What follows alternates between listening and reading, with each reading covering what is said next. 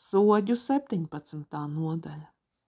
Un tur bija kāds vīrs no Efraima kalniem, un viņa vārds bija Miha.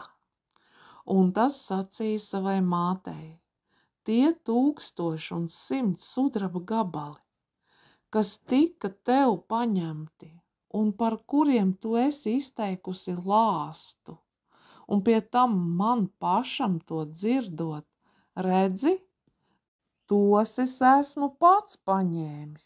Šī nauda ir tagad pie manis, bet es to gribu tev atdot atpakaļ.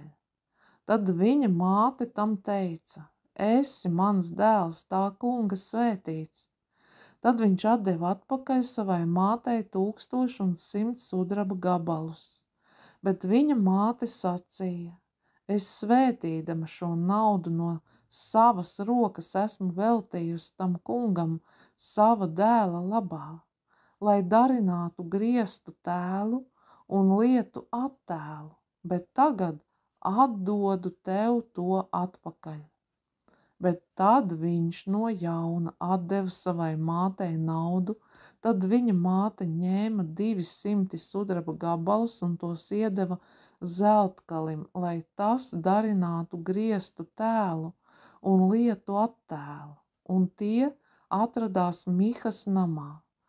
Tā nu vīram Miham bija svētnīca.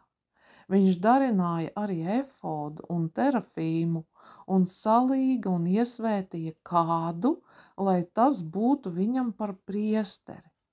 Tanīs dienās vēl nebija ķēniņa Izrēlā, un ik viens darīja to, kas tam likās taisns paša acīs. Un tad tur bija kāds jauneklis no Betlēmes, Jūdas zemē, no Jūdas cilts, tas bija Levīts, un viņš tur piemājoja.